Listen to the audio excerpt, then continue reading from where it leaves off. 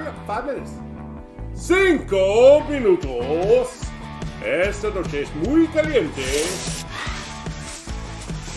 Hey, download your TikTok app today so you can have Chinese spyware in your house for free. You go down! Give me money! Fucking future! We're talking about a fat ass and everything, yeah. I said loud ass. It's like I took a poop and it was one of those painful ones that brings a tear to your eye.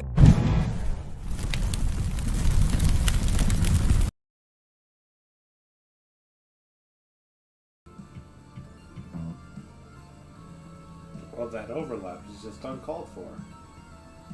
Stay. Stay. Oh my god, look at that face. Look at that face.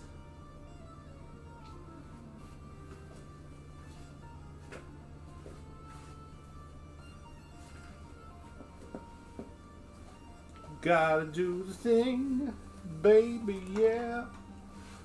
Said, hello, motherfucker. hello to you too. Oh. Where's the thing? Stay.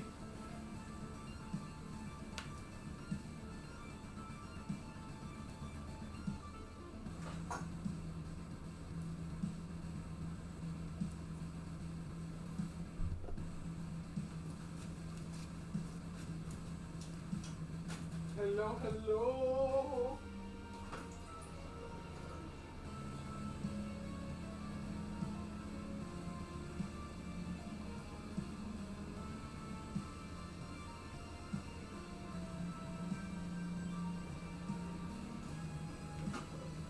Just grab the water. I swear to God, you do this shit on purpose.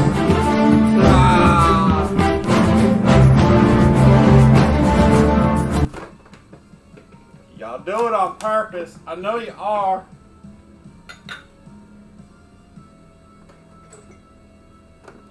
It's all good.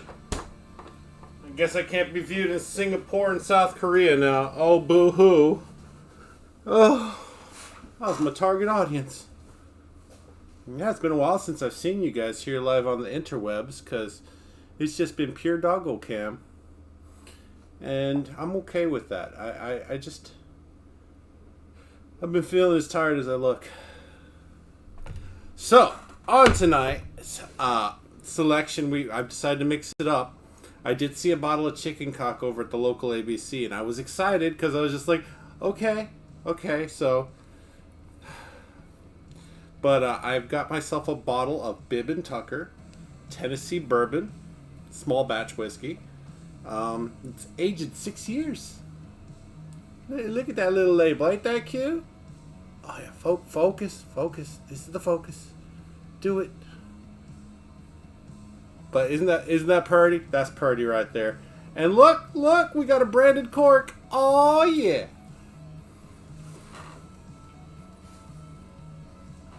I suppose I should pull out the thing. Where is it? What am I looking for? Ah, my phone. How do you miss that? I don't know. Well, I mean, obviously Doggo's on the phone, but my other phone. I got 2 phones. 2. Not 1, but 2. Alright. Just checking my levels. Alright, Spider-Man, you hold on to the text message.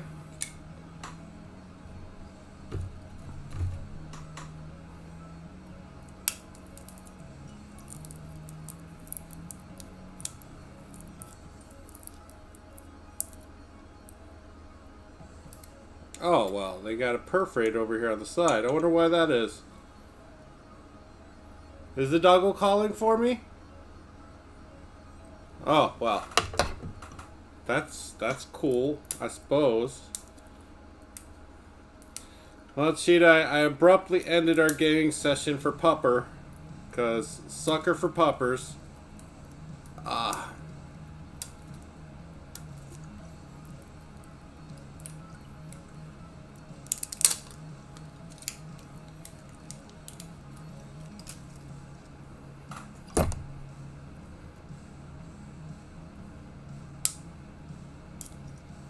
Apparently my knife is sharp. Paul.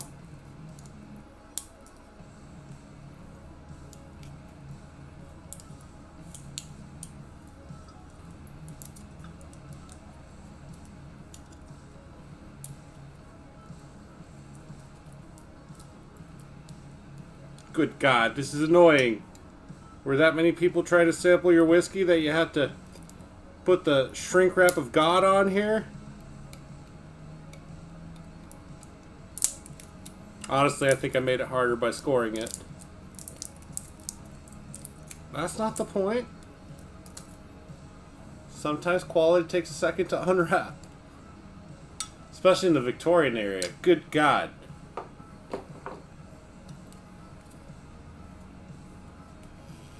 Ooh, that's in there. Oh, a satisfying little boop. Whew. Mmm, that smells nice.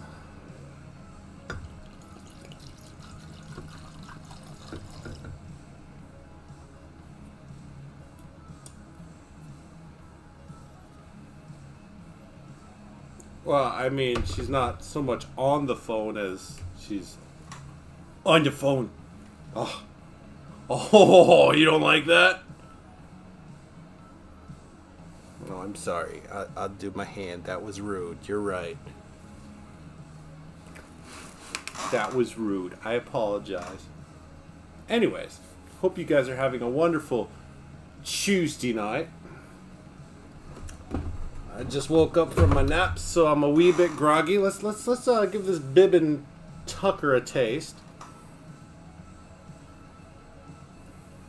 Well,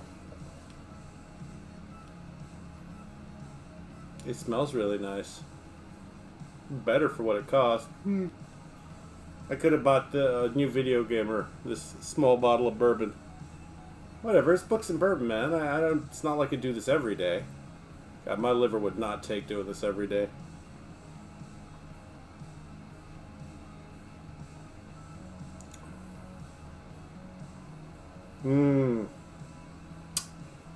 This reminds me of that Dead Guy whiskey. It smells a lot better than it tastes. It's not bad. But my unrefined palate... I probably won't buy another bottle. But, you know, it's got that weird aftertaste of regret. But it does smell nice, and it's a very nice, pleasant burn. I don't know what I'm talking about. Waffles. We'll cleanse the palate and have another sip in a sec. My liver would be very angry. I didn't tell you the story. Back when I was drinking everything right? Familiar and regret. Yeah, that's exactly what it tastes like. Yeah, for sure. So I was at my doctor's office. This is many years ago. Probably about 12, maybe even 14 years ago. And the doctor's just prodding around my stomach area. And she's like, does it hurt when I do this? How about this? And I'm like, no, feels fine. And I'm like, why do you ask if it hurts? She says, because you're about a 12-pack shy of liver failure. And my heart dropped. I'm like, excuse me? She's like, yeah, normal liver toxin count is around like, I think she said like 75, and yours is like 274. Whew, that was a reality check for me right there, kids. But I wasn't just drinking heavy every single day, but I was also occasionally taking whatever random downers I could get my hands on, because, you know, I get drunk faster, so I wouldn't have to drink as much. But at the same time, I was pretty much shutting my liver the fuck down. So at that point, I determined I'm not drinking anymore. It did last about 3 months. I didn't have a single sip of booze. And then I decided to slowly but surely drink occasionally after that point. I reserved it mostly for Friday nights and holidays, which eventually got reduced to like New Year's, birthday, and maybe 4th of July. And eventually that went down to 0 for a couple years because my beatus got real bad at one point.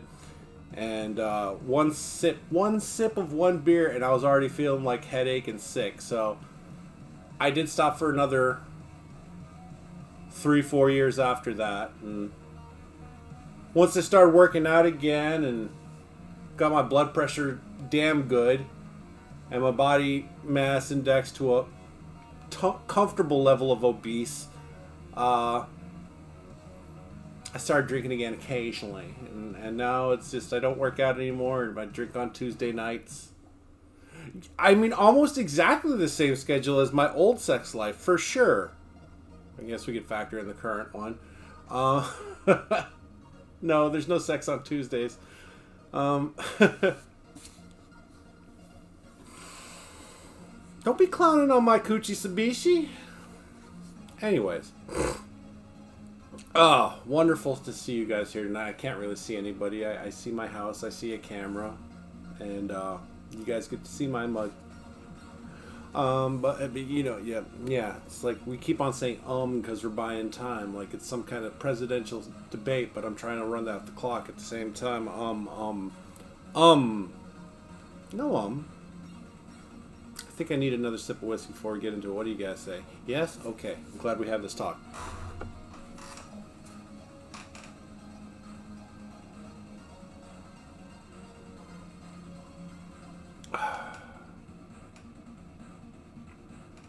Yeah, this is very similar to the Rogue Ale Dead Guy whiskey.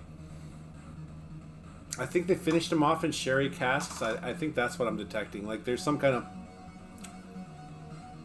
almost nauseatingly sweet aftertaste to it. I don't think I like it.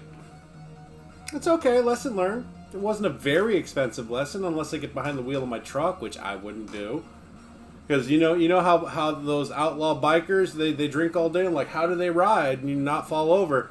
The secret is speedballs, aka crystal meth. They do that to even out. I refuse to do that. Kind of like that. It's kind of like when you're making out with the girl and you go in for her neck because you know she likes that kind of thing, but she happened to put her perfume right there and you get a mouthful of it and you're like, God, but she's really into it, so you keep on going because you're a fucking trooper. Daddy didn't raise no goddamn quitter. The hole is a goal. Don't listen to me. I'm sorry. I was watching Isaac Butterfield, a YouTuber from Australia, a stand-up comedian who is anti-vegan and good guy, really. But, I mean, of course, the left calls him intolerant and body shamer and ableist and so on and so forth. But I think he's just a regular straight dude shooting his shit, you know, just talking shit. A little banter, as they say, across the pond. Anyways, yeah, that's the vibe I'm getting from this. It's like, you're gonna get it, but you're not gonna like parts of the process. I think that's where we're at with this one. So overall, I'll give this one a begrudging 6 out of 10. Wasn't for that sweet aftertaste, though. We'd rank it a little higher. Oh, we lost the dog. I guess no dog will get. What you doing, weirdo? You hungry? She's probably hungry.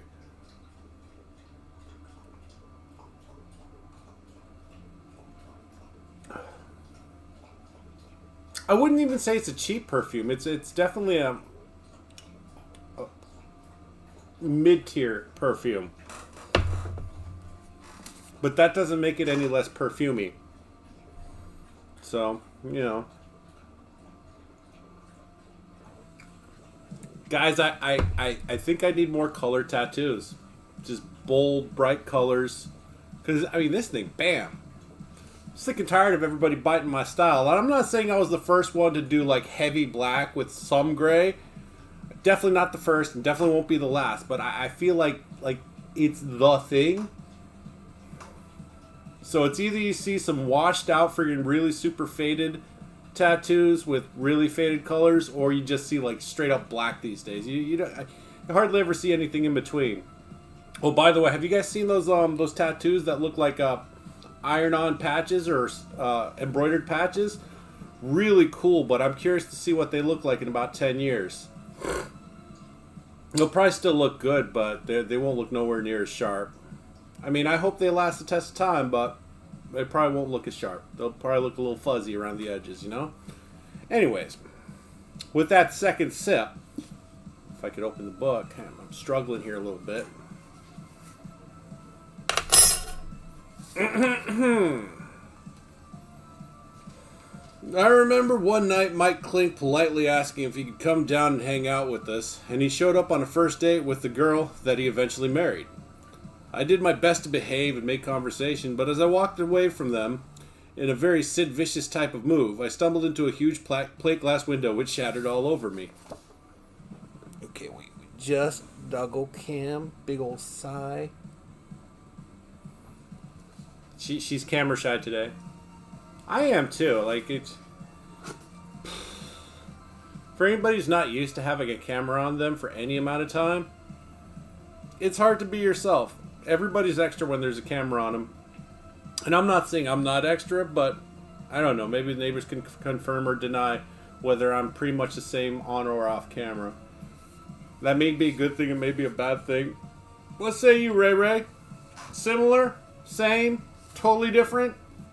Dr. Jekyll and Mr. Hyde. No, none of that. The Cat House became our haven during the final stages of making the record. I got to show Nikki Sixx really well at the Cat House. Got to know Nikki Sixx really well at the Cat House because he was there a lot. I ran into Yvonne on occasion over there too. It was such a spot for us that even Axel went, which always brought us added attention. Even we'd get excited because he didn't often hang out with us at the clubs and bars. Duff, Izzy, and I were gutter rats, but Axel was more sophisticated and always brought a different edge to the proceedings. At the very least, he usually wasn't passing out like we were. Well, Cheetah, I hope you don't become a competitor. Hope you become a supporter. Like, you let me know when you're about to finish your stream, so I'll start my stream, and then you just host me, and that sounds complicated, but, Waffles. You gonna be a VTuber with a little avatar?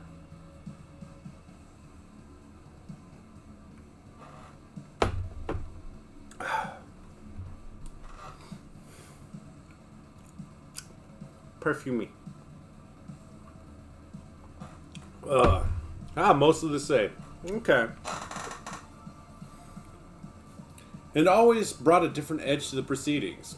At the very least, he wasn't usually passing out like we were. Now that makes you more sophisticated.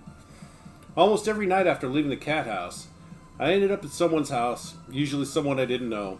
Most often, they were girls, and if I was fortunate, they'd let me shower there in the morning before I headed out in the rental van to pick up Duff, on my way to the studio to work on the next song. That's the way it went. I had no money at the time, but I got by. I got lunch on the studio budget. It was always Taco Bell. Duff and I were so broke that before we headed to the Cat House to scam free drinks all night, we'd head to McDonald's for dinner, where we'd use these game coupons to cobble together a meal. If you bought anything, you'd get one of these scratch-off tickets and receive free fries or a free Coke or a hamburger. There was some kind of McRib promotion called Mac the Knife, so I developed a taste for those. We'd pool our resources into a meal, then whip back over the hill into Hollywood. Another pastime of mine was taking my frustrations out on the rental vans that Alan provided for us. There was no rhyme or reason. I'd just kick the windows out, break the mirrors, anything glass was in danger. I drove one of them through an industrial-strength fence and destroyed both the fence and the van's front end. I treated those things as if they were battering rams.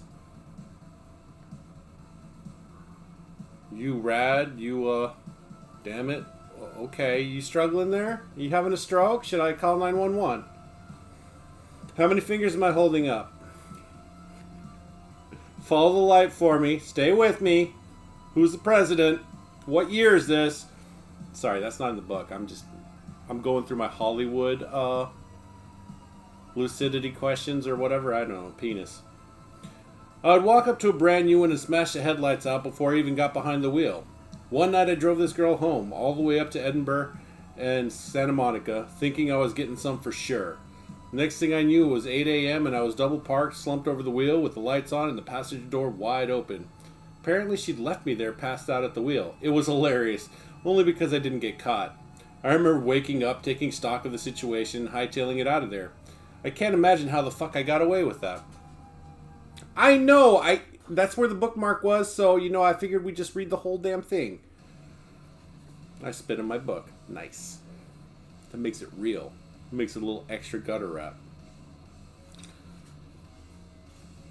One of those vans is immortalized in a great picture that Robert John took of me. Features the one other guitar that I used on Appetite. Nice. I do appreciate you remembering. A 1960-something Gibson SG that I managed to borrow from Howie at Guitars R Us. That sounded great once I got it in the studio. It was really heavy sounding, so I used it on My Michelle.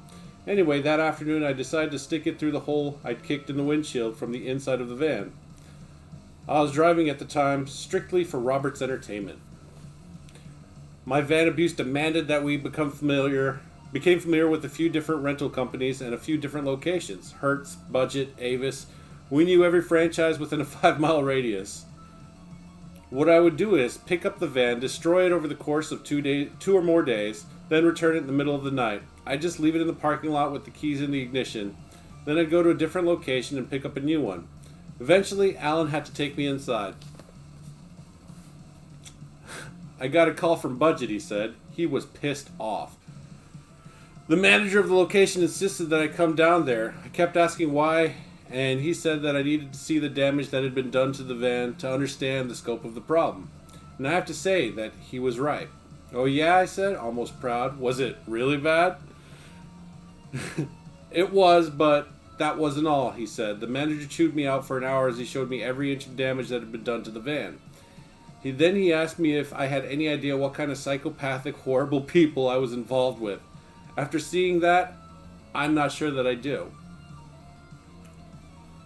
What can I say? Those vans were mobile hotel rooms. They got a lot of wear and tear. At the time, I didn't even have a hotel room. All of my belongings were in an empty storage room at Take One. So this.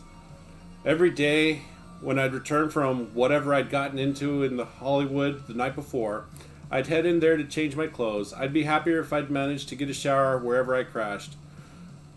The place was the biggest closet I ever had. It is actually where we took the photo on the back cover of Appetite. I loved it in there. It was all nice and quiet and the only sanctuary I had then. The studio wouldn't let me sleep there, unfortunately. That said, they said that it was an insurance issue, but you know what? I never believed them. There are only 2 things that I found difficult while recording my overdubs for Appetite. The first was the solo at the end of Paradise City, which was always easy live but wasn't in the studio. In concert, it could last anywhere from 1 to 2 minutes, but on the album version of the song, it was designed to be exactly 30 seconds, so it wasn't easy for me to focus some narrative and emotion into 30 seconds. When the red light came on, it threw me for a loop. I actually got gun-shy. I remember going at it a few times and getting so frustrated that I just left the studio completely disappointed. The next day, though, I came in fresh and nailed it. Poor Slash. He was having anxiety for 30-second performances. Let me help you out, Bubba. Just kidding. I'm a 25-second performer. Whatever. Shut up!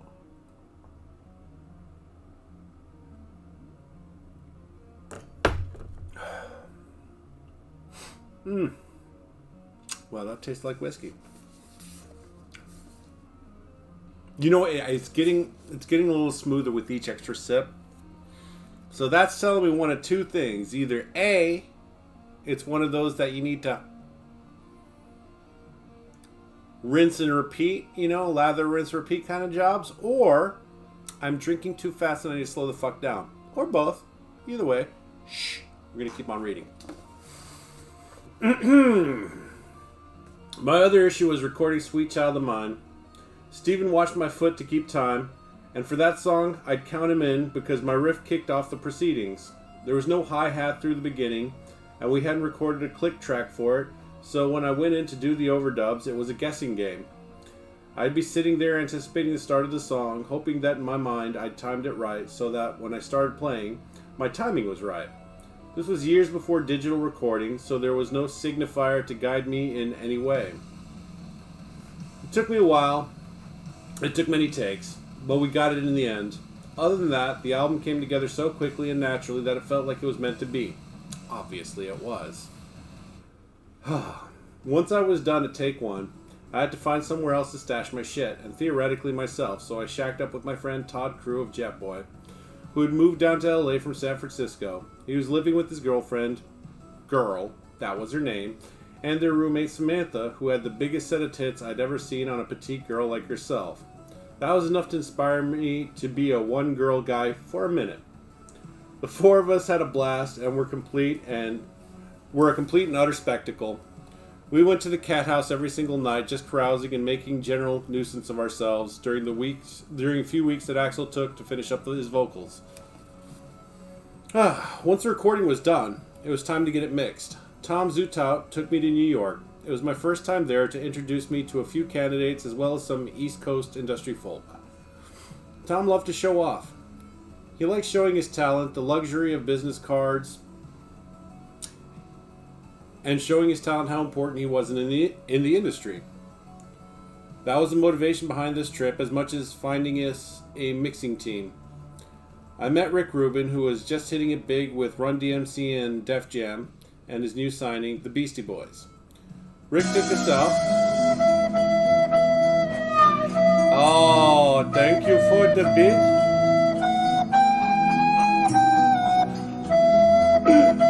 Oh, God. Nice. Still better than Celine Dion's version.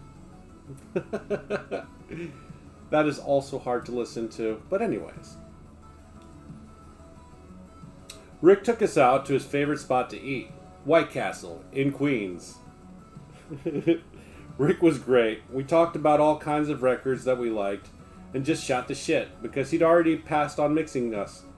A lot of people passed on mixing us, and once again, all of them regretted it later. Boom, Team Petty.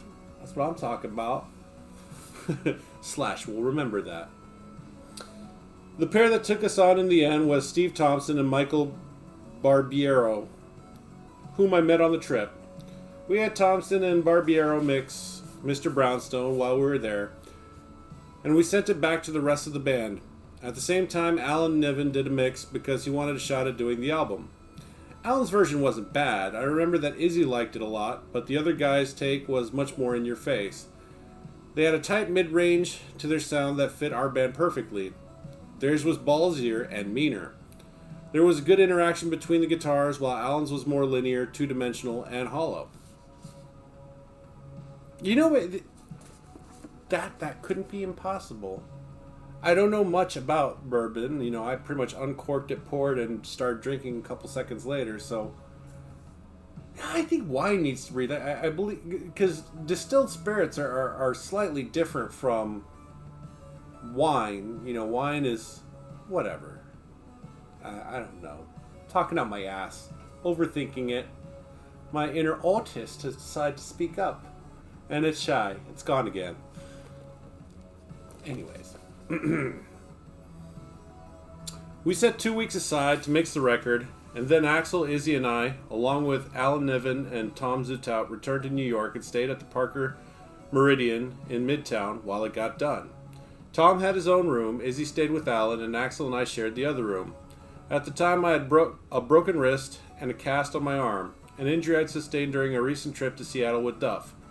We were partying at his friend Donner's place, which was rowdy as ever, and somewhere along the line I met some girl, and while she was riding me, the record player started skipping.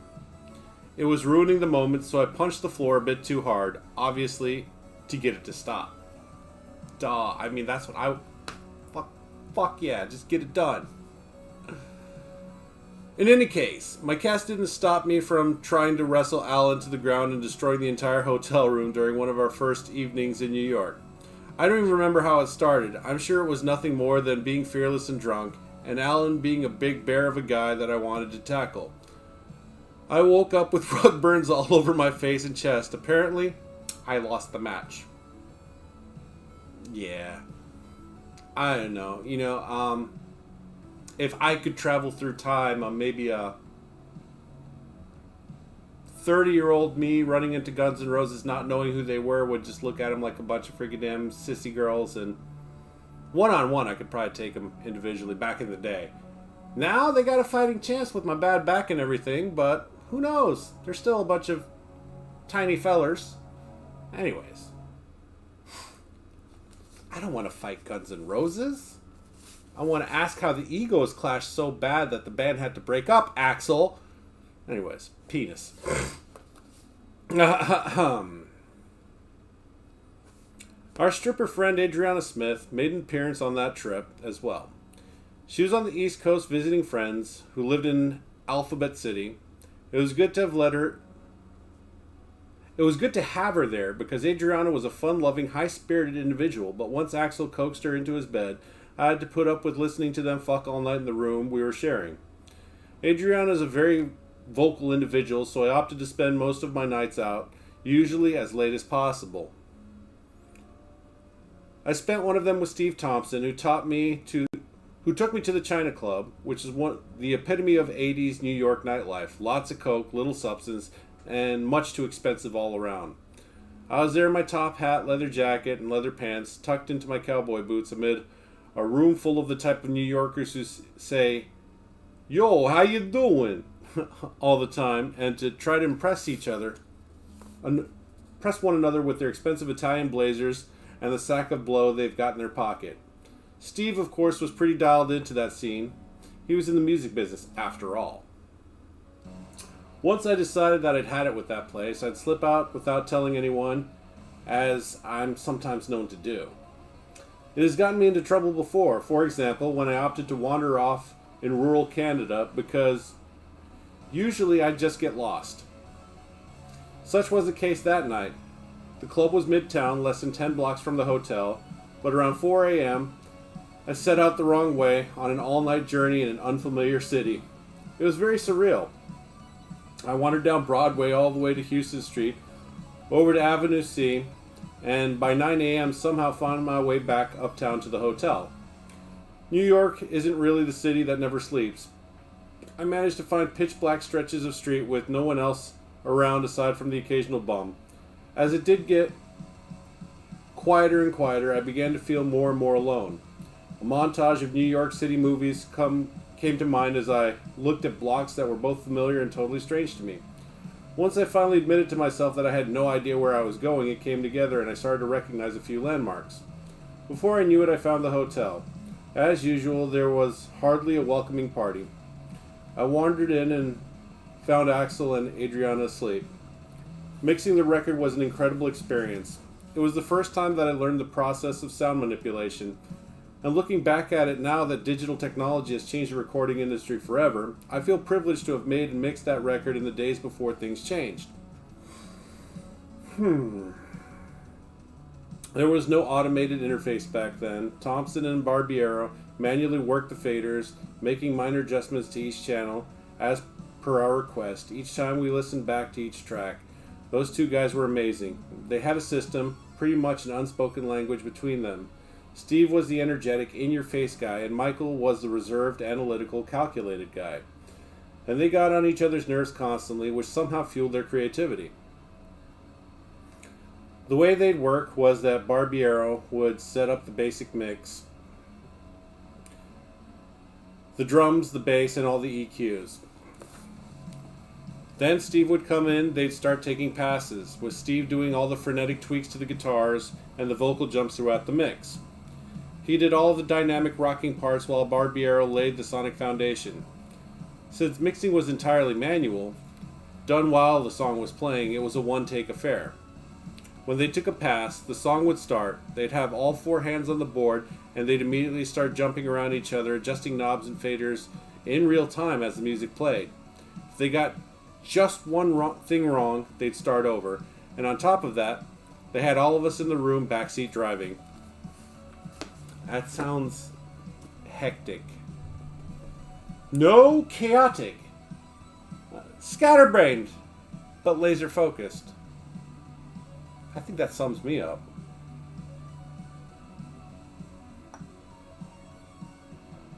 But I'm more like Megatron's insult. I'm a bit of a laser brain. Whatever.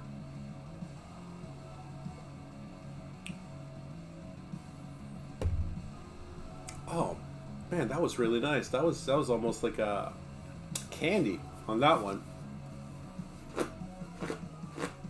Too much too fast? Maybe. I mean, we are only like however long into it. Slow down, Psycho. Nobody's going to take your whiskey. I will fight them. One of the funnier episodes that was the day that Izzy got up bright and early to head down there and oversee the mixing of Sweet Child of Mine. He usually rode their asses. Usually they'd have a mix up by noon and would have it done by 4. That day, Izzy called us around 1 and told us all to come down immediately because it was finished and it sounded great. When I walked in, the first thing I saw was a traumatized look on Mike Barbiero's face. The guy looked like a prisoner after a long night of interrogation. He played us the mix, which was ridiculous. Oh, looky look. Well, thank you. Thank you. Cheers. Welcome, and I hope you enjoyed the brief puppy and messy house. Don't mind me.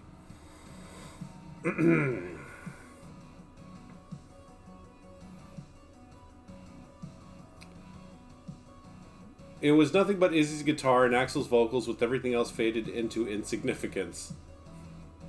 I could hardly hear the drums, the bass was non-existent, and my guitar was audible only in the intro and the solo. Let's just say that Izzy has a sparse way of looking at things, and that was very indicative of his point of view. Obviously, we redid it. As we mixed down the song Rocket Queen, Axel felt that the bridge needed something, some other element to elevate the drama. He suggested that Adriana Smith, who was with us in the studio that day, fuck him in the live room so that we could record her vocals and layer them over the breakdown. We'd been drinking Jack pretty heavily all day, so it seemed like the most natural thing in the world. I was all for it. I knew too well what she was capable of vocally. She had kept me up for the past 3 nights, so we lit up some candles for atmosphere, and then she and Axel went out into the live room, got down on the floor by the drum riser, and we recorded Smith's performance in all of its honest moaning and groaning. Enjoy it. It's right there in the final mix. That breakdown said it all. I couldn't think of a better song to close the album, and I couldn't think of a more telling slice of our lives at the time to hand our fans. To hand to our fans. Well, there you go. It wasn't fake. At least according to this recollection of it. But between the heroin and the whiskey, whatever. Could all just be a fever dream. Maybe none of this is real. Gasp. Alan Niven was always thinking of how to best exploit every situation to our advantage. He was excellent at spreading the word and generating excitement. While the album was mastered and prepared for release, he kept us rehearsing and booked us a 3-gig run in London at the Marquee and arranged for some interviews over there. He did everything he could to introduce us to England ahead of time, which was a smart move on his part. Before we could go, however, I had to get myself a new green card because I'd recently lost it when I left the black day planner, in which I keep all of my important papers on top of the van as I pulled out of rehearsal with Duff one night. It ended up all over Santa Monica Boulevard, and even though I was able to find most of it on the street, the one thing I never found was my green card. It's possible that there is an illegal immigrant walking around LA with the name Saul Hudson. If so, I hope my name has served him well. I mean, maybe. I don't know. Es posible. I made the mistake of bringing Todd Crew and West Arkeen with me to wait in line down at the immigration office when I went to replace it. It's always a first come, first served basis, so after the 3rd day of unsuccessfully getting in, I needed company. We showed up at 4 a.m. to ensure that I'd make the cut, and we were so drunk that we were stumbling around the place like the Keystone Cops. We'd brought some booze for the road, of course, so once the office opened, we were a total mess. Todd almost got arrested because he started playing with some rubber plant in the hallway while holding my place in line, which made the other people there very uncomfortable. I mean, you didn't say how he was playing with the rubber plant, so... I mean, I guess some drunk dude randomly fondling a plant would probably be... the fuck. No? Okay. Maybe it's just me. We got over to England and stayed in 2 apartments. Axel and Izzy and Alan in one, and Duff and Steven and I in the other. We had a tour manager named Colin, and we got there a week before our shows to rehearse and do some press. We were staying in Kensington High Street, which was too far from the 24-hour culture of Soho. It was not at all a rock and roll neighborhood. It was very proper, with nothing to do but drink in the pub on the corner, which of course we did. It reminded me of the time we spent in Canoga Park. We explored everything and found nothing that was quite our scene. Except in London, no one paid attention to us. Hell yeah, three different rooms. That's what I'm talking about. Todd, Crew, and Del James met us out there, which elevated the tempo considerably. Todd had tickets to Paris that his parents had given him for his college graduation. Looks can be deceiving. To the naked eye, he was a burnout, but Todd was a college grad and was very well schooled. He'd never taken that trip, so he and Del used those tickets, just 2 long-haired American rock and roll guys totally lost in France, living their version of European vacation. After a couple of days, they took the ferry over, and then the train, and crashed at our place. They were unruly Americans trying to navigate Paris to London via ferries, cabs, and rail. Del used to call people like me and him lugheads. I can't even imagine how those 2 lugheads ever made it. Getting a little bit parched. I must have a little sip.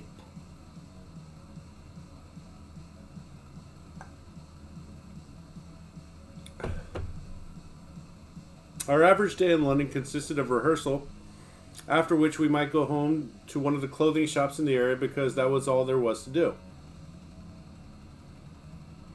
One time, my guitar tech, Johnny, took me to a really nice guitar store. He made a big deal out of me. I was Slash, the guitar player for Guns N' Roses, the next great American rock band from Los Angeles. While he was schmoozing the owner, I lay down on the floor to get comfortable and passed out cold. They had to carry me out. Apparently, that incident made a big impression on the English press and kickstarted a handful of nicknames: Slash, Crash, and Slashed, as in pissed, drunk, or drunk. Were a couple. It established my legendary reputation there. I can't imagine why. Once our friends from home arrived, we did carouse more intensely. We'd drink in every pub we saw, rehearse for a few hours, then drink in every other pub we saw until the pubs closed.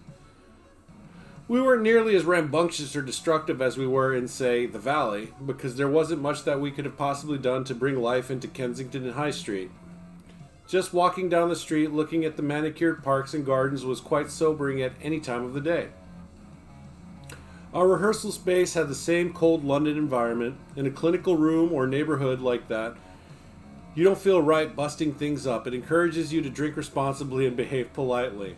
See, that's all it was. They just needed an area that wasn't shit like LA. I don't know. I've always wanted to wreck stuff, but like, why would you want to stay in it after you were done wrecking it? You know, I don't know.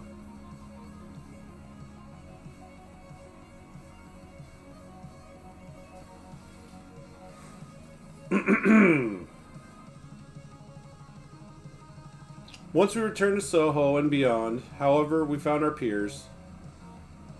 One night, Duff and I were motivated to see a band, I can't remember at all who, at Town and Country, which was a converted coach house way out in East London. We were smashed when we got there, and we were more smashed when we left, and we had never stopped to consider that we'd be more or less stranded after the show. The trains had stopped running, and I'm sure there was a bus, but we knew nothing about that. We started walking, just trying to make sense of which way was up, looking in vain for a cab. and of course it started to rain. I was not happy about our situation at all, and apparently I became such a belligerent ass right then on some street miles from where we had to go. Duff found it necessary to straighten me out. We didn't get in a fist fight exactly, but there were definitely words exchanged. I don't know how we got home. I don't remember passing out after our altercation. I remember nothing. We did get back to the apartment somehow where Dell lay in wait. Dell was fond of taking pictures whenever one of our friends ended up in a compromised position, so I've learned through visual evidence that I slept through most of the next morning on my hands and knees with my boots on and my head buried in the corner of the couch. My top hat had been reduced to a complete puddle by the rain, but I'd held on to it. It was sitting there in a heap beside me. I wasn't happy at all about that. For the rest of the trip, I was like a beaten puppy. What? No top hat? One of our weirder excursions in the week leading up to our gigs took place on a Sunday, which no one bothered to tell us was off license, meaning no liquor stores, pubs, or grocers were allowed to sell booze. Of course, you can always find the odd lawbreaker, but that day we had our work cut out for us, because no one was feeling kind to our cause in the proper lanes of Kensington High Street. As we wandered around looking for an open pub, we amassed a few odd stragglers. One of them was a weird young girl who was a rock fan and was really shy, but somehow off. She latched onto us and began to follow us wherever we went. No one was really talking or interacting much with her. She just hung around. We weren't sure if she was a runaway, a groupie, homeless, or emotionally disturbed, but by the end of the night it was clear that she intended to stay wherever we were staying, because it didn't seem like she had anywhere else to go. She was harmless enough, so we let it happen. Between Dell and Todd and the rest of us, our flat was full of people sleeping on the floor, crashed out wherever. I was passed out on the floor myself, and I remember this girl was across the room before I lost consciousness. But sometime during the night, I woke up to find that she had unzipped my pants and was sucking my dick. I acted like I was still asleep, but I must admit that I didn't stop her because it was pretty good. In the morning, she was gone and we never saw her again. Oh, you got the ghost blowjob. Those are the best kinds. No attachment, no strings, no responsibilities, just a nut and bye, Felicia. I'm just kidding. That's cold. That's mean. That's cold and it's mean. Wait a minute. I'm cold and I'm mean. Alright. Maybe back in the day.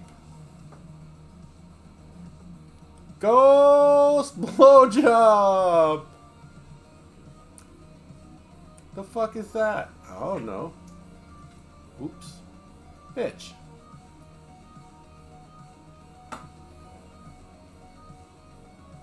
"48 minutes? You will lie." But I think I need a little nicotine to even out. Besides, he had a ghost blowjob. I can have a cigarette, right? Maybe? Perhaps. Anyways. Quick little breaky poo. About 3 to 5 minutes. See you guys in a sec. Please be there for me when I come back, because you know I have abandonment issues. All of you guys who know me know I have major abandonment issues, and you wouldn't do that. You wouldn't do that to little old me. Look at this sad puppy dog face. Well, sad homeless puppy dog face. Okay, fat old man face. Whatever, sure as shit. Here's down. Here's down. Screechy screech. Little screechy screech. Oh yeah, that's nice. Oh, he's sweet. He's sweet baby. Oh, she like that. Oh, that's good. Don't stop. Too bad I'm stopping. Alright, quick break. I'll be right back, guys. Please be here for me when I get back. I shan't be long. Did you want to go out? I guess. Alright. Alright, weirdo. I'm pushing your face. Be right back, guys. We're going out back. Going back to Cali.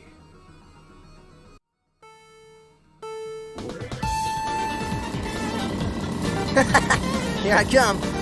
Haha. Hey! Now listen here, mister. I don't mean no trouble. Go back into your own console. But sir, I doesn't even have my own console. We're multi-platform now.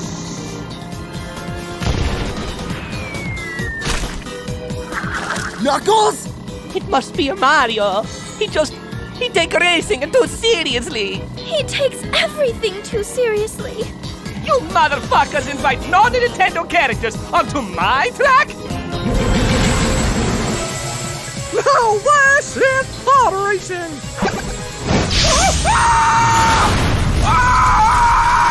Holy shit!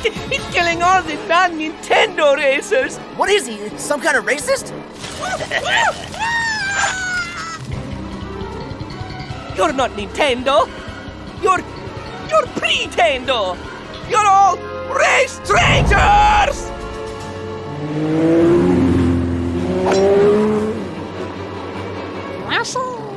Oh my god! Ah! I'm fucking going to my head! Ah!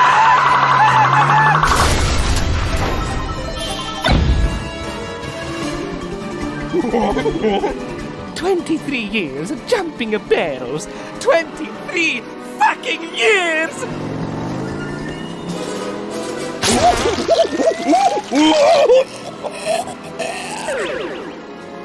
Oh god! Oh fuck! Oh fuck! Oh fuck! Luigi! Coming for you, nigga.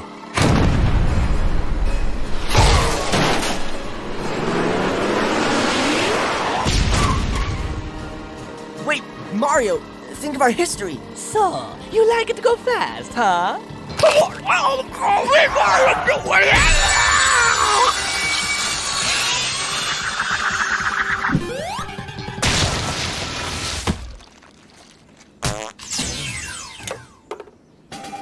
All right, I caught it. Now it's mine and I can force it to do whatever I want.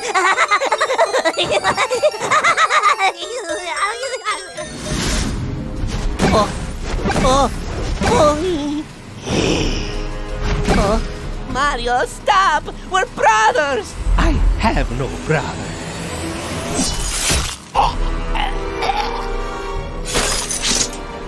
Mario! Oh shit, it's Kratos! Fuck you, Kratos!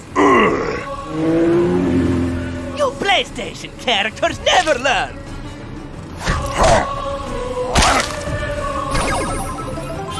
Suck my mushroom tip, you fucking son of a pig!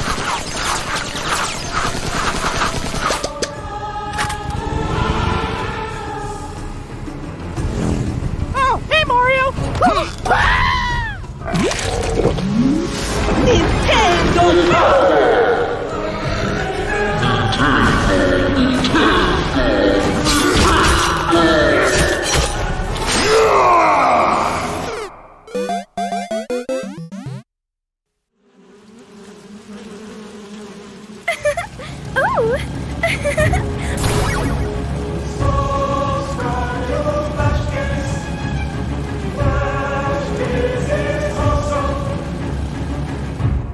Flash kids. I'm sorry, boy. Oh, come on. Don't do the dance. Don't make this harder than it has to be.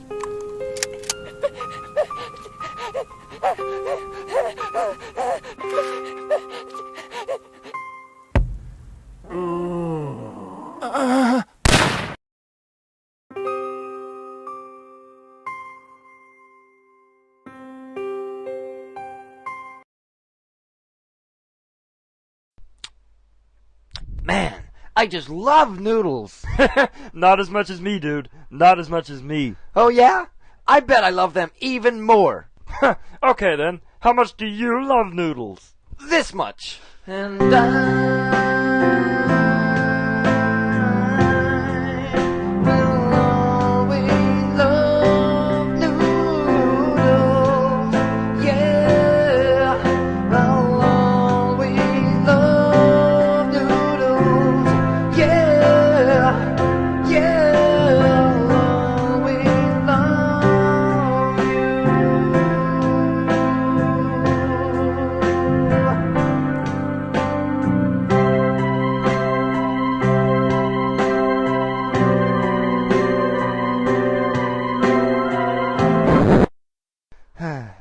So how much do you love noodles? Oh my god!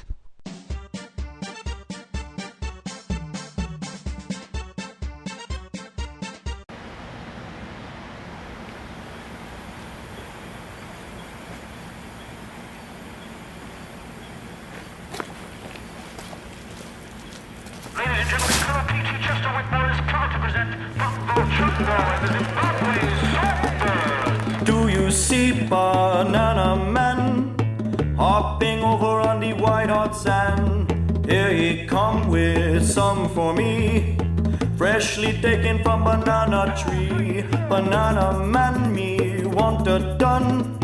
Give me double and a bonus one. Give me more for all me friends. This banana flow will never end. Do you want a banana? Peel it down. Oh yeah. I'm back, baby. Dog's back.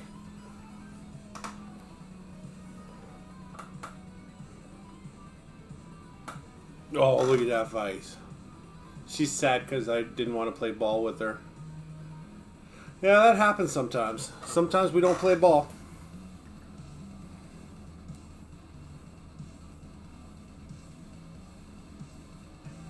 There we go. Oh, hats on. I've had a wee nickel fix, and I'm back. Did you guys miss me? Oh, you didn't? Well, that's sad because I missed you guys. I was just like, man, I really hope they'll be here when they come back, and here you guys are.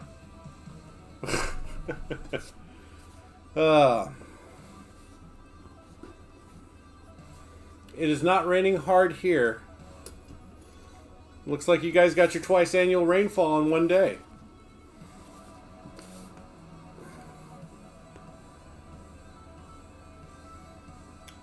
We rehearsed at John Henry's, a famous studio where everybody who was anybody had done the same.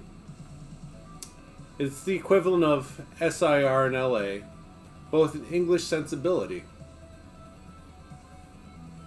It's just a bit more proper. It was very cool because lining the hallways were road cases that said Motorhead, Iron Maiden, and Thin Lizzy. The place had an amazing vibe. Waffles indeed. We chose to spend our per diems, which were in a few pounds apiece at the pub, so we'd raid the little cafe at the studio for as many coffees, Danish, and sandwiches as we could. We'd get bags of crisps. Hey, no eating ass on stream! You know better. We got rules.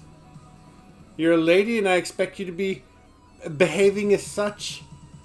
I'm sorry, guys. Dog sometimes dog.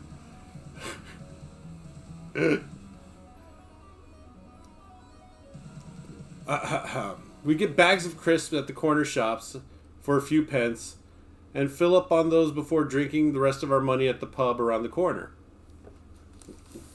Yeah, we save that for only pause.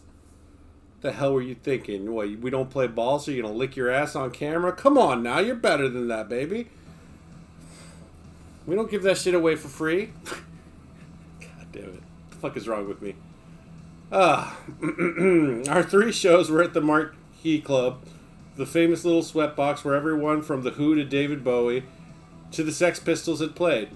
On show days, we sound checked there. Then Duff and I spent the evening drinking outside on the street with curious locals who had come to see us. No freebies, that's right. After a week in Kensington High Street, we were starved for any taste of rock and roll culture that we were used to. I'm not sure if it was that afternoon or after that first show, but hanging out like that I managed to land myself a girlfriend named Sally, who was that Page 3 girl at the time. Page 3 is a fixture of the English newspaper. The Sun that features aspiring swimsuit and lingerie models each day because they are, after all, newsworthy. I was infatuated with Sally immediately. She made the rest of the English trip much more fun because she also knew where to go. We hung out at a couple of stable Soho rock and roll spots. One of them was the Intrepid Fox, where I nailed Phil Mag, the frontman of UFO, with a shot glass. I don't remember why. I mean, you know what? Sometimes you just gotta nail people with a shot glass. I also hung out with my hero, Lemmy Kilmeister. The entire band met Motorhead that trip, and that made our journey perfect. Those marquee shows were loud and hell-bent. What I fondly remember.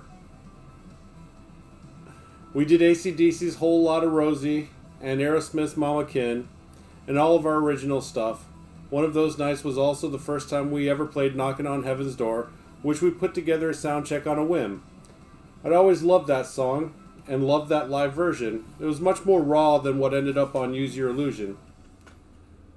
Those shows went over well enough that, from the start, we were never considered part of the same league of the LA hair metal bands who had come through England.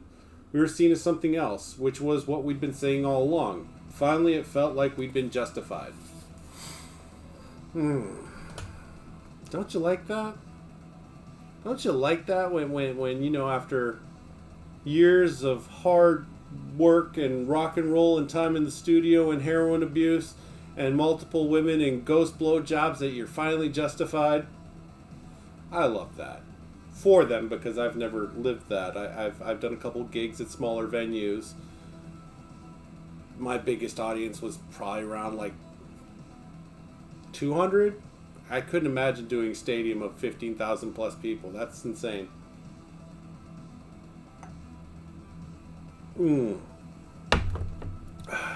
But who knows? Maybe one day. No. I ain't sleeping in rental vans. I'm too fat and old to be doing that. It's definitely a young man's life. And I am no young man. Maybe at heart. No, maybe just a little bit at heart. After that trip, we returned to LA to put the finishing touches on the album. Axel had brought us a print of a Robert Williams painting that we all agreed should be on the cover. It's a manic scene of a robot about to avenge a girl who had just been raped by eating her attacker. We thought it was perfect. We even adopted the title of the painting as the title of the album, Appetite for Destruction. Well, that's not what went on the cover. Alright, go on. Everything was great. The album went out as planned with the Williams print on the cover, and no one had a problem with it. That was until Tipper Gore and her lobbying group, the PMRC, got a hold of it. Oh, this cunt. They were very effective at censoring music at the time, but we didn't care. We welcomed as much controversy as Tipper could dish out. Our wish was granted. Geffen got so many complaints that our album was banned before it was even properly stocked at the national chains. We were told that most retail stores wouldn't carry it, and most others required that we wrap the album in a brown paper bag unless the cover was changed. Faced with selling nothing now, that we finally had something to sell, in a rare moment of common sense, we decided to compromise and agreed to redesign the cover. The Williams print was put on the sleeve on the inside. A guy we knew at Hell House did a painting of the five of us as skulls on a cross, which was incredible, so we used it for the cover. And Axel had it tattooed on his arm as well. It was a cool enough design that as much as we were unhappy about eating crow, we ended up with something new that we loved. A first edition of that original cover is a collector's item, by the way. I'm sure it is. Let's get on eBay. Somebody get on eBay and find out how much the original friggin' damn robot eating rapist cover for Appetite Destruction is going for. Cassette, LP, whatever. Since I have some illustration skills, I've always been involved in the design of the band's art and posters. I remember the day I took out a bunch of Guns and Ammo type magazines back when I had my newsstand job and flipped through them until I found the perfect gun to copy for our logo. I took the picture home with me. At first, I wasn't sure how to tie it all together. I was living over at Yvonne's one night, and one night after she and her mom had gone to sleep, I was sitting up at the kitchen table, and it came to me. I took out that picture of the gun and drew it freehand, then drew another one of them crossed with roses underneath. That simple design stuck. It became the logo for the band. Anyway, once we agreed on the new cover design, I wanted to go to New York to oversee the new album art layout, as well as to meet with our merchandiser about our t-shirts and our new booking agent, Bill Ellison, at ICM. It was going to be a very busy trip. At the time I was dating, it's in quotation marks. At the time I was dating a porn actress, Lois Ayers, whose work I appreciated, and while the shocking nature of her performance might have deterred other suitors, I was intrigued by it. We got together somehow or another in LA. and I'd been crashing at her place for a while. When I was scheduled to go to New York, it just so happened that she was scheduled to go as well, because she had a few featured performances to do at a couple of strip clubs in Times Square. She had a room booked for her at Milford Plaza on 8th Avenue and 45th Street, so I crashed with her when I arrived. My second morning there, I was awoken at 7 a.m. Ring, ring, ring, ring, ring, ring. I picked up the phone and it hung up. Ring, ring, ring, ring. Obviously it wasn't going away. Yeah, what? I shouted. Hello, sir. There's a Todd Crew here to see you, the voice said. Is it okay to send him up? Yeah, sure, I said hesitantly. I had no idea what Todd could possibly want at 7 a.m. in New York, no less. Apparently, he'd come out on a last-minute invitation from an actor friend because he'd needed to get out of L.A. fast for his own good. He and girl had split up, which was a major deal, and those two had been together for years and were more or less one person. He'd also been fired by his band, who hated the fact that he hung out with us so much. He soon was replaced by Hanoi Rock's Sam Yaffa, with little to no discussion.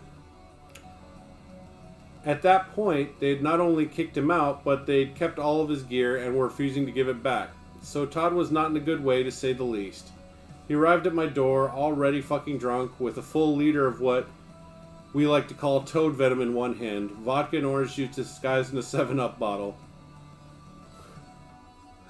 I had an entire day of meetings all across town, beginning at 10 a.m., but I could see that Todd needed tending to. Girl wasn't taking his calls, he didn't have a band, and there was no way I was leaving him alone. You know what? Vodka and orange juice with a heavy splash of 7-Up actually sounds really good. We'll have to do that next time I get 7-Up and orange juice. All I got is the vodka part right now. We'll get there, so I figure like maybe 2 parts vodka, 1 part orange juice, 2 parts Sprite. Or 7-Up. I'm not sure. I don't like the new 7-Up. Sprite, on the other hand, I'm okay with. But it'd be nice to have that little extra tingle to it. I don't know. I'll have to work on the proportions, but I think that's a good start and go from there. We call it Psycho's Toad Juice. What? Because it was only Toad Juice because it was in a Sprite bottle. Anyways, let me carry on. Because somebody write that down. We're gonna have to try Psycho's Toad Juice at some point. Oh my God, that's we need to have an event where I just come up with drinks and then we all try them out at home, and I'll give you guys the ingredients before we start, and we'll just sit and drink together. Maybe we could do that on a Sunday stream or something. I don't know. Penis. I had no choice. What do you mean, what? Look, I may not be a mixologist by trade, but I've gotten compliments from career bartenders at some of the shit I've come up with, just mixing different things together. They're like, that doesn't even have a name. I'm like, so it's mine? I'm like, yeah, cool. My last one was a Tennessee Fuzzy Butt. It was 2 parts Jack Daniels, 1 part Crown Peach, and 1 part Coke. And it sounds strong, which kind of was, but it's actually really pleasant. Like that 1 part Crown actually overwhelms the flavor of Jack Daniels and the Coke, so it's just like a warm peach hug. Bartista? No, I prefer the term like amateur mixologist. You say Baritza? No, I'm thinking like some guy with a twirly mustache that works in some hipster coffee shop that only use fair trade whole ground beans, and I'm just like, named Skylar. That's not me at all. I'm definitely more down and dirty than that. Nothing about me is hipster, even though I may have set a couple trends in my day. Let's not worry about my day. My day is up and gone. Well, I'm coming to terms with that. I'm not. I feel like there's more I should have and could have done, but we're not done yet. We're just new form. This isn't even my final form. All right. Anyways, I had no choice. I took him to all of my meetings, which was quite the endeavor. They were all within a few long midtown blocks of one another, which was fine with me. I planned to go to each one of them on foot. It was a long way to go, but I was actually looking forward to it. It was one of those oppressively hot New York July days, and Todd insisted that I take him to a Western Union about 10 blocks out of my way to pick up some money. Ooh, that's far. He was so distraught that I agreed, and to this day I wish I hadn't. If I had refused to go to that Western Union with him, it might have ended differently because he wouldn't have had any money on him. We proceeded to the street to get on our way, and, as I said, Todd was already fucking wasted. He started to fall over every time we stopped at a traffic light. I was holding him, but he was a full half-foot taller than me, and just big all around. I tried to lead him down the street, and he'd collapse in the middle of the intersection while a crowd of people darting to work at 8 a.m. forked around him where he fell. We got to the Western Union, one step at a time like that. Then we got his money, and got up to my first meeting at Geffen about 10 minutes late. I left Todd in the lobby, and I'm sure whoever the secretary was that day still remembers him. He passed out cold on the couch the minute he hit the air conditioning, so I left him there, this big, snoring, long-haired, tattooed guy who scared everyone unlucky enough to be waiting in the lobby that day.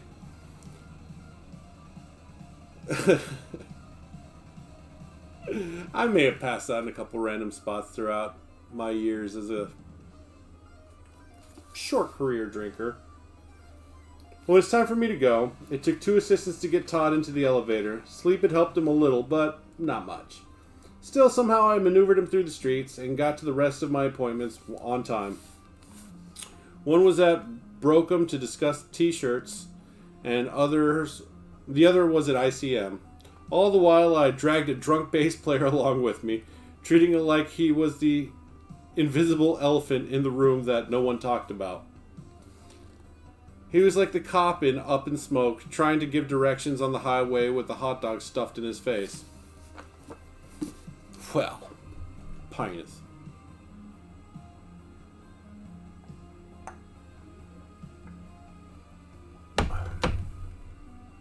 Yeah, it still kind of has that light flavor of perfume and regret. But it is a little easier to deal with each consecutive sip. You know, waffles. I have this feeling that this is going to be a short stream because I've been asked if I wanted some cake, and I don't want to get too sloppy drunk for the neighbors because that's when I get covered with puppy glitter, and I'm not saying it's a bad thing, but cake.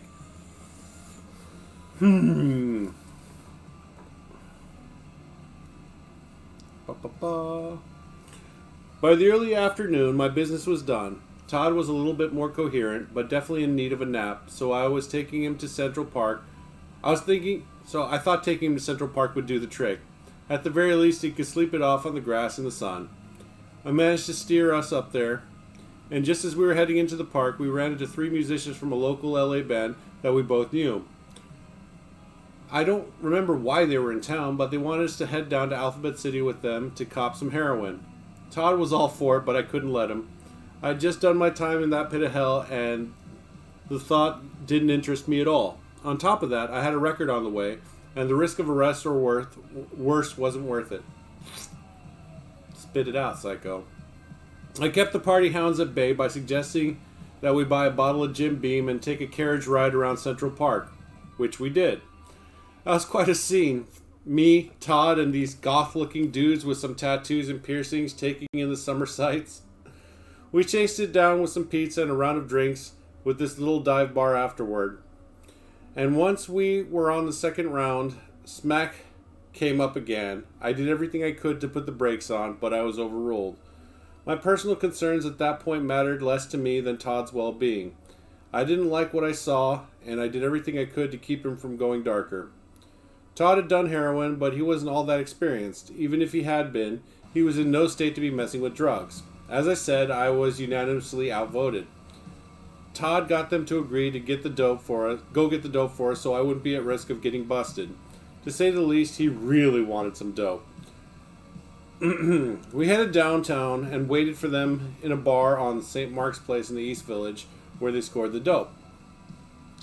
We ended up at their friend Chosei Funahara's place. Okay. He was the bass player for the Plasmatics. I shook his hand, but I never really got a chance to talk to him because Todd was so desperate to get high that he went directly into the bathroom within the first 2 minutes of being in his apartment. I was worried about this stuff because you never know what you're getting when you buy shit off the street. You always have to be careful. I didn't really want to do it, but I sampled a little bit, and since I could tell it wasn't strong at all, I cooked up a little shot for me and Todd. That's what friends are for. I'm here to tell you if your whiskey's shit or not, so let me try it first. And I'm definitely no expert on whiskey. You know what?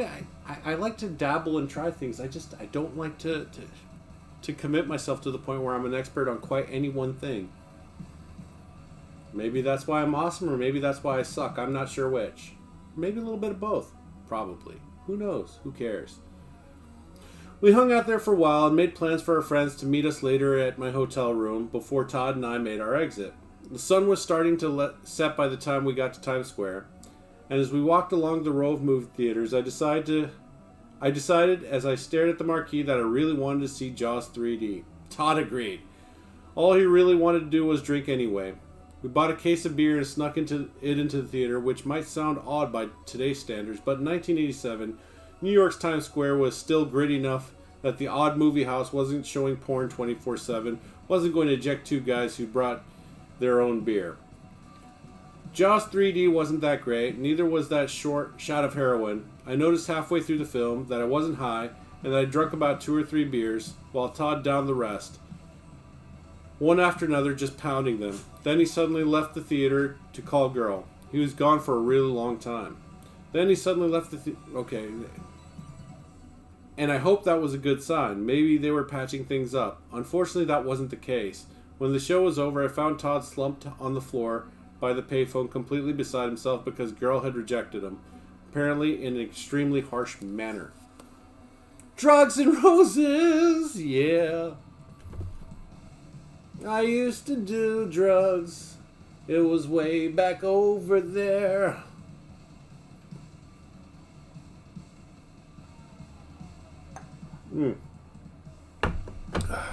V's gay.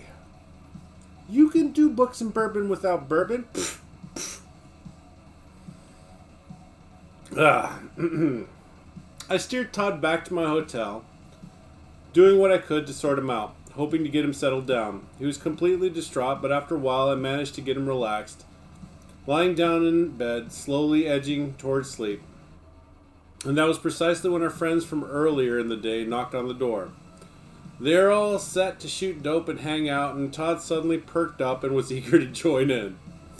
It was another losing battle, so I got on board. I shot all of my dope because this stuff still had yet to kick in. At the same time, I was monitoring Todd to make sure he didn't have too much because he'd been drinking heavily for about 18 hours.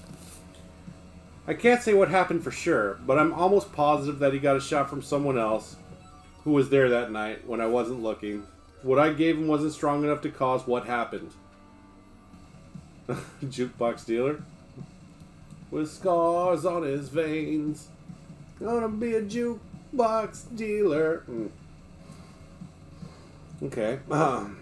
Maybe an hour after everyone showed up, Todd stood up in the middle of the room, leaning to one side, then suddenly collapsed. His breathing was slow. He wasn't responding, so I got him into the bathtub and doused him with freezing cold water. I shook him, I slapped him, I did everything I could to wake him, all while our friends gathered themselves and fucking split without so much as a word. There I was with my best friend, Todd in my arms in the bathtub. I was freaking out. I'd OD'd before, but I'd never dealt with anyone else ODing on me. I did everything I could to keep him conscious. I was confused because I did, as far as I knew, twice the amount that Todd had done, and I wasn't even high. I started to wonder what else he had in his system that I didn't know about. I didn't know what the fuck to do. Suddenly Todd came around. He was semi-conscious, he was breathing, and for a few fleeting moments his eyes seemed to focus on me and the room around him. His breathing became regular and I finally felt comfortable. I dried him off and got him into bed. I sat there next to him, watching his breathing, and called our mutual friends to tell them what was going on in an effort to calm myself down a bit. I also called the only person I knew in New York well enough to confide in, a girl named Shelley, who worked at ICM with Bill Elson. I was speaking with Shelley, watching Todd carefully, when all of a sudden his breathing stopped. I dropped the phone and shook him and slapped him while holding him up. I beat on his chest in desperation, but he wouldn't come around. I called 911, then threw water on him, but nothing worked. I couldn't save him.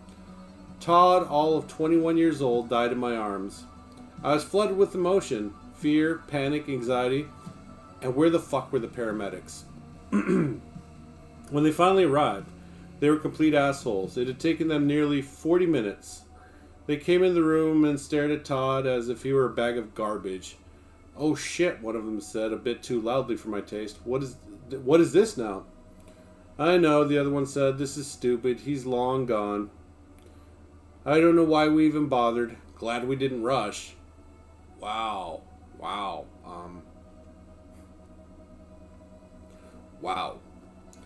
They took the body away and left me there in the room with Todd's wallet, cowboy boots, and his other belongings.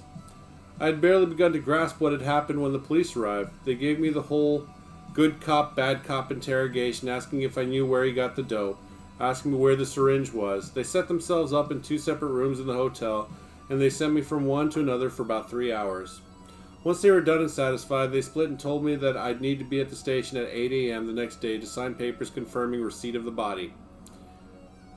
That statement alone was way too much for me. Once they left, I went down to the street, sat on the sidewalk with my back against the wall of the hotel, and tried to figure out what had happened. I saw the sun come up, and before I had any kind of answer, it was time to scrape myself off the pavement and get down to the precinct. I've never been so disoriented in my entire life.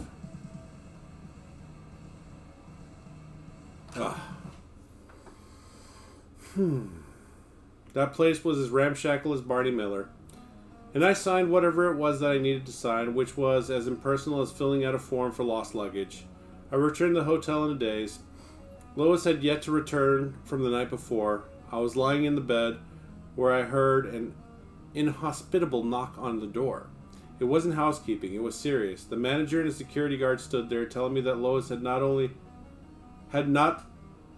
not come home, but she'd bailed on her bill, but the hotel had no intention of granting me a late checkout. I returned to my perch on the sidewalk after a long while, not knowing who else to call. I called Alan. He arranged for me to go to Shelley's place and get some rest. Once I did, I just passed out from the exhaustion. Next thing I knew, Alan was there. He'd flown in to make sure I got back to LA in one piece. I'm glad he did, because I was numb and paralyzed. That was the worst thing that happened to me up until then, or since. Todd was my best friend, and he was gone. It didn't end there. When we went up to San Francisco for the funeral, I had to deal with finger pointing from Todd's obviously distraught family and the guys in his band. Everyone thought that his death was my fault. Todd's stepbrother was friends with Del James. He knew me, and even he thought I was to blame. It got very ugly. Todd's family even hired a private investigator to check me out for a while, so on top of the mourning, an unjust black cloud of accusation followed me around. Well, I'd been the one in the end who had done everything possible to keep Todd alive. He did heroin for the man, for Christ's sake, people! I just want to make sure it was safe, not too strong. Obviously, I do that for my friends. Would you do that for your friends? Are you even that good a friend? Gotta test heroin for each other, people. You never know how much fentanyl and rat poison they put in there. Let me stop. Now, this is serious. This is heavy. I'm trying to lighten the mood with a little more gallows humor, so you're welcome. It was a hell of a wake-up call. Not only had I come face to face with the realities of the voracious lifestyle I lived, but I also learned that by living so overtly, I would always be an easy target, even to those I trusted, those who knew me best of all. That's actually really sad. I think that's the note we're going to leave this one on.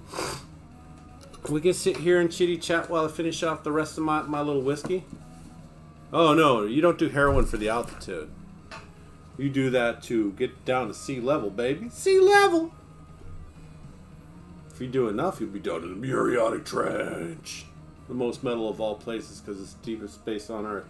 Or something, I don't know. Something that we know of. I think.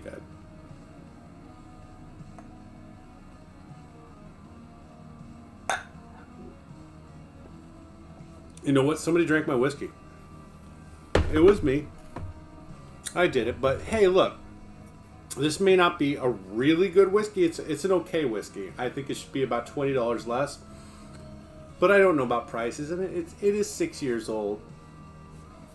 But, you know, it's got a cool looking bottle. I mean, this is a really cool looking bottle. You can say what you want about the whiskey, and it's even got a branded wooden cork. Whoop. Love it. Great packaging. Let's say that. Great packaging. Pretty okay bourbon. But that's as far as I'm going. It's pretty okay. What did I give it, a 6 or a 7? Did I give it a 7? I think I gave it a 6. I don't even remember. But yes. There comes a point in everybody's life where they have to make a decision. Do I change? Or do I give up? Or do I just keep on doing the same shit over and over again, hoping for a different result? That's called insanity. But I believe Colonel Sanders was rejected over 1,800 times before he said, fuck it, I'll do it on my own. Right? Okay, so there's that. And I think there was a little tongue-in-cheek about him using a pressure cooker to fry in the flavor for his secret herbs and spices. You know, this is funny because, I mean, there was potential for that thing to explode. Pressure cookers do that sometimes. And he kind of cheekily said that he risked life and limb to bring you the best chicken possible. I'm like, hey, respect, dude. Right? Just rest in peace, the Colonel. Was he actually in the military, or was that just his title because he dressed like a goofball? I mean, he dressed like a Southern gentleman with that little literal bow tie. I don't know. No? Do we know anybody who's streaming right now that's worthy of a raid? Let's see here. Oh, you know what? You guys will really like, you know what? Since she came over, let's go raid Lucid Star. She'll be actually on her own thing. Watch, the second we raid her, she's going to be like ending her stream. Don't know, don't care. Anyways, we're going to go raid my friend Lucid Star, who was over earlier today to pet the pupper and say hi. And I guess I'll just pull the plug here. You guys aren't being really chatty, and that's okay. It's okay. You don't have to be chatty, but I hear that cake calling my name, and this has been a short stream, and I apologize for that, but I'm in a weird place right now, and it's not necessarily a bad place. It's just weird. Anyways, love you guys. Thanks so much for tuning in. Hang on while we do this raid. You guys can leave as soon as the raid is up, or whatever. Love you guys. I'll see you tomorrow night for Bobby Ross Wednesday. We will be painting Senor Sanji over here behind me. I don't know, I'm feeling kind of bold because a lot of his colors are solid. There's not too much shading to him, so we might be able to finish it in one fell swoop. Don't know, but anyways, let's go on this little raidy poo. Stay with me on this one.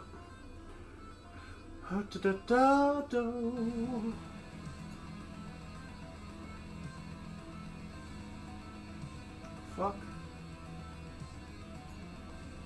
Do I want to do the thing? What do you mean do the thing? What thing are you talking about?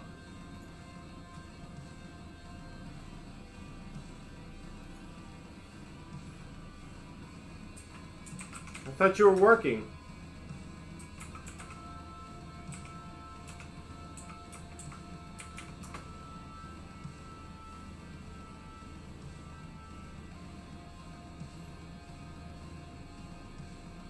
I want to go eat some cake. That's what I want to do. Alright, guys. See you later. Love ya.